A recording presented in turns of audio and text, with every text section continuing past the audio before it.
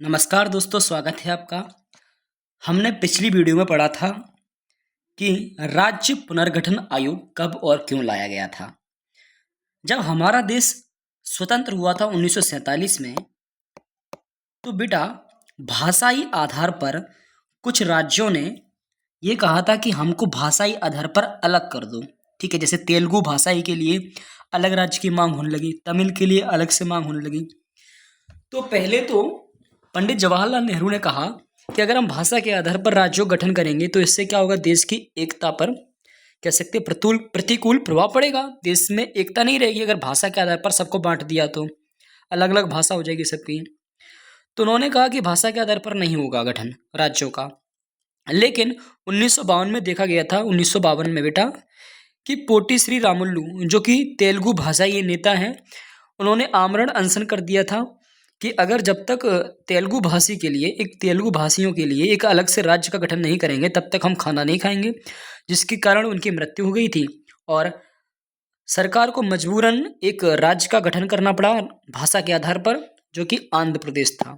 ठीक है, जब आंध्र प्रदेश का गठन हो गया तो दूसरे राज्य भी क्या कहने लगे कि हमको भी भाषा के आधार पर राज्य बनाया जाए, जिसके कारण 1953 में राज्य पुनर्गठन आयोग आया और बेटा इसको लागू किया गया 1956 में, और इसके तहत 14 राज्य 6 केंद्र शासित प्रदेश बनाए गए। तो याद रखना कि 1956 में कितने राज्य थे, 14 राज्य थे और 6 केंद्र शासित प्रदेश थे। अब अगला क्वेश्चन जो है कि संविधान की किस अनुसूची में भाषाओं का उल्लेख है। तो बेटा याद रखना कि 8वीं अनुसूची, संविधान की जो 8वीं अनुसूची है उसमें भाषाओं का उल्लेख है। 7वीं अनुसूची में क्या था, तो 7वीं अनुसूची में बेटा शक्तियों का विभाजन था कि संघ सूची, संवर्ती सूची, राज्य सूची। ठीक है, ये था। लेकिन 8वीं अनुसूची में भाषाओं का उल्लेख है कि कौन कौन सी संविधान में भाषाएं हैं। तो याद रखेंगे 22 भाषाएं हैं संविधान में और इसमें अंग्रेजी शामिल नहीं है। अंग्रेजी 22 भाषाओं में नहीं है। कौन कौन सी भाषाएं, तो याद रखेंगे ये कश्मीरी, सिंधी, पंजाबी, हिंदी, असमिया, बांग्ला, गुजराती, मराठी, कन्नड़, तमिल, तेलुगु, उड़िया, मलयालम, गुजराती, नेपाली, मणिपुरी, कोंकणी, बोडो, डोगरी, मैथिली, संताली। प्रारंभ में बेटा जब संविधान बना था तो सिर्फ 14 भाषाएं थी। कितनी भाषाएं थी? 14 भाषाएं। बाद में 8 भाषाएं जोड़ी गई हैं। 8 भाषाएं कब कब जोड़ी गई हैं, तो याद रखेंगे सिंधी जोड़ी गई है 21वें संविधान संशोधन 1967 के तहत। नेपाली, मणिपुरी, कोंकणी, नमक से याद रखेंगे, नेपाली, मणिपुरी, कोंकणी 71वें संविधान संशोधन 1992 में जोड़ी गई हैं। और बोडो, डोगरी, मैथिली, संताली 2004 में जोड़ी गई हैं। तो 4 ये, 3 ये और एक 7, एक 8, यानी ये सब भाषाएं बाद में जोड़ी गई हैं और पहले भाषाएं 14 थीं। आगे देखते हैं, भारत में कितने प्रतिशत लोगों की मातृभाषा हिंदी है, यानी ऐसे कितने लोग हैं जो हिंदी बोलते हैं, तो 43%, यानी कह सकते हैं सबसे ज़्यादा हिंदी बोली जाती है। भारत में किस भाषा को राजभाषा माना गया है, तो हिंदी को बेटा राजभाषा माना गया। याद रखेंगे राष्ट्रभाषा भारत की नहीं है, कोई भी भारत की राष्ट्रभाषा नहीं है, राजभाषा है। राजभाषा का मतलब ये होता है सरकारी कामकाज जो होते हैं वो हिंदी में होंगे, इंग्लिश में भी होते हैं। खैर, मूल संविधान में कितनी भाषाएं थी, तो बेटा 14 थी, लेकिन बाद में 8 भाषाएं और जोड़ी गई, तो वर्तमान में 22 भाषाएं हो गई। 1967 में 15वीं भाषा सिंधी को जोड़ा गया। ठीक है, 1992 में बेटा 3 भाषाएं जोड़ी गई, नेपाली, मणिपुरी, कोंकणी, और 2004 में 4 भाषाएं जोड़ी गई, बोडो, डोगरी, मैथिली, संथाली। अब है क्वेश्चन बेटा कि सत्ता के विकेंद्रीकरण से आप क्या समझते हैं। तो सुने, देखो 2 शब्द आपको देखने को मिलेंगे, वो आपको मैं बता देता हूं। पहला शब्द आपका बेटा होता है केंद्रीकरण। क्या होता है? केंद्रीकरण। और दूसरा शब्द इसी का उल्टा है विकेंद्रीकरण। विकेंद्रीकरण। बेटा केंद्रीकरण में क्या होता है, अगर सत्ता केंद्रीकरण है, अगर सत्ता का केंद्रीकरण है तो इसका मतलब बेटा ये है कि जो केंद्र सरकार है ना, केंद्र सरकार जो भारत की सरकार है, मुख्य सरकार, केंद्र सरकार जिसे अपन कहते हैं, उसी के पास शक्तियां रहेंगी। यानी अगर केंद्रीकरण है, अगर कहते हैं कि सत्ता का केंद्रीकरण कर दिया गया तो इसका मतलब यह है कि सारी शक्तियां किसके पास चली गई, केंद्र सरकार के पास चली गई। राज्यों की कोई भूमिका नहीं है और ना ही स्थानीय सरकार यानी ग्राम पंचायतों की कोई भूमिका नहीं रहेगी। लेकिन जब आ जाए कि सत्ता का विकेंद्रीकरण तो इसका मतलब उल्टा होता है। इसका मतलब ये होता है बेटा कि केंद्र सरकार की कुछ शक्तियां राज्य सरकार, ठीक है, तथा स्थानीय सरकार में जैसे ग्राम पंचायत, नगर पालिका आ जाती हैं, स्थानीय सरकार में बांट दी जाती हैं। तो विकेंद्रीकरण का मतलब क्या है कि जब केंद्र सरकार की कुछ शक्तियां राज्य सरकार और स्थानीय सरकारों में बांट दी जाती हैं तो इसे सत्ता का विकेंद्रीकरण कहते हैं। ठीक है, देखते हैं। तो जब केंद्र और राज्य सरकारों से शक्तियां लेकर किसे देते हैं बेटा, स्थानीय सरकारों को दी जाती हैं, तो इससे सत्ता का विकेंद्रीकरण कहते हैं। विकेंद्रीकरण के पीछे मूल भावना यह होती है कि अधिकांश समस्या एवं मुद्दों का निपटारा स्थानीय स्तर पर ही बढ़िया ढंग से हो सकता है। ठीक है, जैसे कि अपन को पता है बेटा कि स्थानीय सरकार कौन कौन सी होती है। तो स्थानीय सरकार में जैसे कि ग्राम पंचायत आ जाती है, जिसका मुखिया होता है सरपंच कहलाता है। अब एक बात बताइए, कोई गांव है छोटा सा, उस गांव में सड़क कहाँ पर है, नल कहाँ लगा है, ये सब चीज़ें कौन देख पाएगा? क्या प्रधानमंत्री देखने आएगा? नहीं आएगा। तो कौन देखेगा बेटा? अपन को पता है कौन देखेगा, सरपंच देखेगा। कौन देखेगा? सरपंच। अगर स्थानीय सरकार ना होती, सत्ता का विकेंद्रीकरण नहीं कर देते, अपन नहीं करते, तो ये सड़कें वगैरह गांव में छोटी छोटी चीज़ों को कोई देख नहीं पाता। इसलिए सत्ता का विकेंद्रीकरण किया गया कि ये बताइए कि अगर उन्हीं में से जो गांव है उन्हीं में से एक को सरपंच बना दिया जाए तो सरपंच बेहतर जानेगा उन गांव की स्थिति को या फिर पीएम जानेगा? सरपंच बेहतर तरीके से जान सकता है कि सरपंच काफ़ी पहले से रह रहा है वहाँ पे, तो सरपंच को पता होता है और सरपंच वहाँ के लोगों को जानता है और लोग भी सरपंच को जानते हैं, तो वहाँ पर काम अच्छे से कर सकता है सरपंच। ठीक है, तो विकेंद्रीकरण के पीछे मूल भावना क्या है कि अधिकांश समस्या एवं मुद्दों का निपटारा स्थानीय स्तर पर ही बढ़िया ढंग से हो सकता है। अगला क्वेश्चन है कि भारत में 1992 में संविधान में किए गए संशोधन का उद्देश्य क्या था? तो बेटा याद रखेंगे कि 1992 में कुछ संशोधन किया गया, जैसे 73वां और 74वां 2 किए गए हैं, जो कि लागू जरूर 1994 में हुए हैं। तो क्या था, जो पंचायत थी ना, ग्राम पंचायत की शुरुआत तो बेटा 1959 में ही हो गई थी। 2 अक्टूबर 1959 को राजस्थान का नागौर जिला है, नागौर में ग्राम पंचायत का गठन किया गया था पहली बार राजस्थान के। लेकिन बेटा संवैधानिक नहीं था, संविधान में कहीं नहीं लिखा था इसके बारे में। तो 1992 में क्या हुआ, 1992 में एक संशोधन हुआ जिसे अपन कहते हैं 73वां संविधान संशोधन, 73वें नंबर का संविधान में संशोधन किया गया। यानी इससे पहले 72 संशोधन हो चुके होंगे और 73वां संविधान संशोधन हुआ 1992 में। इसके तहत पंचायती राज व्यवस्था और नगर पालिकाओं को ज़्यादा शक्तिशाली और प्रभावी बनाया गया, यानी उनको संवैधानिक कर दिया गया, संविधान में लिख दिया गया इनके बारे में, और इनको क्या कर दिया गया, ज़्यादा प्रभावी और शक्तिशाली बनाया गया। इसके पहले कुछ नहीं था ऐसा, संविधान में कुछ लिखा नहीं था इसके बारे में, लेकिन 1992 में संविधान संशोधन करके ये लिख दिया गया।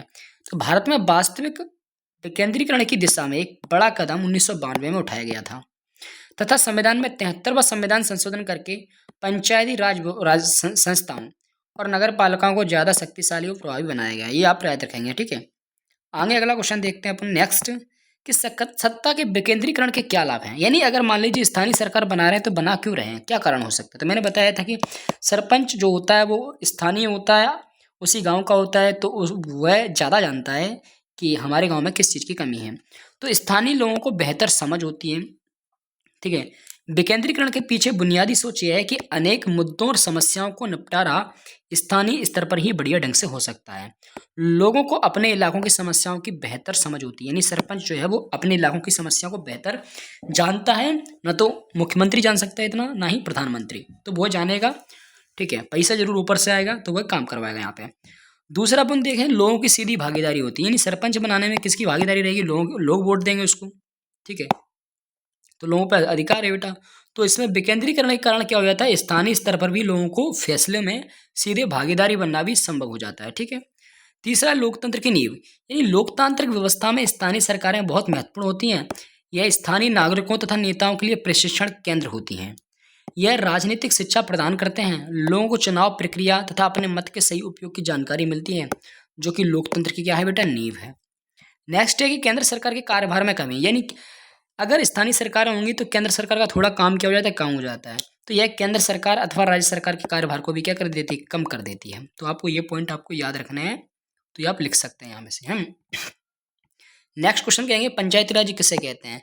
तो गांव के स्तर पर मौजूद स्थानीय शासन व्यवस्था को पंचायती राज के नाम से जाना जाता है, और ये त्रिस्तरीय होते हैं, यानी 3 स्तर होते हैं इसके। कौन कौन से होते हैं, तो ग्राम स्तर पर यानी छोटे से गांव स्तर पर ग्राम पंचायत कहलाता है, और उससे थोड़ा ब्लॉक बड़ा होता है तो ब्लॉक स्तर पर पंचायत समिति कहलाता है, और जिला स्तर पर बेटा जिला परिषद कहलाती है। ठीक है, तो याद रखें, ग्राम स्तर पर गाँव स्तर पर ग्राम पंचायत हो जाएगी, ब्लॉक स्तर पर पंचायत समिति हो जाएगी और जिला स्तर पर जिला परिषद होती है। तो ये पंचायती राज के भाग हैं, ये कह सकते हैं स्तर है, त्रिस्तरीय होती है पंचायती राज। कितनी? त्रिस्तरीय। नेक्स्ट है त्रिस्तरीय पंचायती राज व्यवस्था का वर्णन। तो बेटा पहला तो ग्राम पंचायत है, तो पंचायत समिति है, फिर जिला परिषद। वर्णन करें तो प्रत्येक गांव में ग्राम पंचायत होती है। यह एक तरह की परिषद है जिसमें कई सदस्य और एक अध्यक्ष होता है। बहुत सारे सदस्य भी होते हैं और एक अध्यक्ष भी होता है। अध्यक्ष को प्रधान या सरपंच कहा जाता है। इनका चुनाव गांव अथवा वार्ड में रहने वाले सभी वयस्क लोग मतदान के जरिए करते हैं। तो सरपंच का चुनाव किसके कारण होता है बेटा? लोगों के द्वारा होता है, जो कि वयस्क लोग हैं, यानी 18 साल से ऊपर के लोगों के द्वारा। दूसरा लिखा है पंचायत समिति। तो कई ग्राम पंचायतों को मिलाकर, यानी बहुत सारी ग्राम पंचायत मिल जाए तो पंचायत समिति कहलाती है, इसका गठन हो जाता है। और इसे मंडल या मंडल भी कहते हैं या प्रखंड भी कहते हैं, ठीक है, प्रखंड स्तरीय पंचायत भी कह सकते हैं। इसके सदस्यों का चुनाव जो होता है बेटा उस इलाके के सभी पंचायत सदस्य करते हैं। इसके अध्यक्ष को ब्लॉक प्रमुख कहते हैं, यानी जो पंचायत के सदस्य हैं वो इसका चुनाव करेंगे, इसको ब्लॉक प्रमुख भी कहते हैं। नेक्स्ट है बेटा जिला परिषद। तो किसी जिले की सभी पंचायत समितियां, यानी पंचायत समितियों को मिला दे बहुत सारे तो जिला परिषद बन जाएगा। को मिलाकर जिला परिषद का गठन होता है और जिला परिषद का प्रमुख अध्यक्ष कहलाता है। प्रमुख जो होता है वो क्या कहलाता है?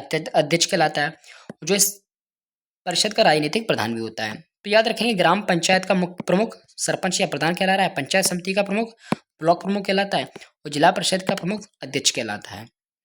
अब हम देखते हैं शहरी स्तर पर स्थानीय स्वशासन को समझाइए। तो शहरों में स्थानीय सुशासन की 3 इकाइयां होती हैं, ठीक है, नगर पंचायत, नगर पालिका और नगर निगम, ठीक है, जिनमें सबसे बड़ा नगर निगम होता है, नगर पंचायत थोड़ी सी छोटी और उससे बड़ी नगर पालिका, फिर नगर निगम सबसे बड़ी, ठीक है। तो ये छोटे शहरों या कस्बों के लिए होता है नगर पंचायत, जो पूरी तरह से गांव नहीं होते, गांव होते नहीं लेकिन गांव से बड़े होते हैं, लेकिन बड़े शहर भी नहीं होते। इसका काम उन जगहों का विकास करना है जहाँ शहरीकरण हो रहा है। दूसरा नगर पालिका, तो यह मध्यम आकार के शहरों के लिए होती है। इसका काम शहर के लोगों को साफ पानी, सफाई, सड़कों की मरम्मत जैसी बुनियादी सुविधाएं देना होता है। फिर नगर निगम, यह बड़े शहरों और महानगरों के लिए होती है, जैसे दिल्ली है, मुंबई है। इसका काम पूरे शहर की सुविधाओं को बेहतर तरीके से चलाना और शहर का विकास करना होता है। नगर निगम के अधिकारी को मेयर भी कहते हैं, महापौर। याद रखेंगे नगर निगम के अधिकारी को क्या कहते हैं? महापौर। इसको आपको याद रखना है, महापौर या मेयर भी कहते हैं। आगे है ग्राम पंचायतों के कार्यों का वर्णन। तो हमारे यहाँ पे ग्राम पंचायत के क्या क्या कार्य होते हैं बेटा? जो सरपंच वगैरह के कार्य, तो गांव में स्वच्छ पीने के पानी की व्यवस्था करना उनका काम है। दूसरा, किसानों को अच्छे किस्म के बीज उपलब्ध कराना, ग्रामीण स्तर की विकास योजनाओं का निर्माण कर उन पर कार्य करना तथा वैज्ञानिक कृषि एवं नवीनतम कृषि यंत्रों के बारे में जानकारी देना। नेक्स्ट है कि स्थानीय सरकारों से क्या लाभ है, यानी स्थानीय सरकारों से लाभ क्या है? तो पहला लाभ यह है कि स्थानीय सरकारों को संवैधानिक दर्जा दिए जाने से लोकतंत्र की जड़ें क्या हुई? मजबूत हुई हैं। स्थानीय लोगों को स्थानीय समस्याओं के बारे में बेहतर जानकारी होती है, यानी जो स्थानीय लोग होते हैं ना उसी गांव के, तो उनको ज़्यादा समस्याओं के बारे में जानकारी होती है और इसमें निर्णय लेने में लोगों की सीधी भागीदारी होती है। इसमें केंद्र सरकार और राज्य सरकार के कार्यभार में क्या रहती है? कमी आ जाती है। नेक्स्ट क्वेश्चन है संघीय व्यवस्था जब सिर्फ बड़े देशों के लिए अनुकूल है, जो सिर्फ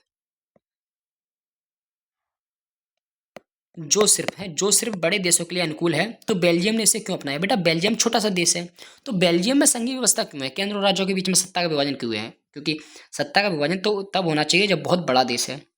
तो बेल्जियम ने संघीय व्यवस्था को इसलिए अपनाया क्योंकि उसे देश में भाषा तथा जाति की आदि के आधार पर अनेक विभिन्नताएं मौजूद हैं।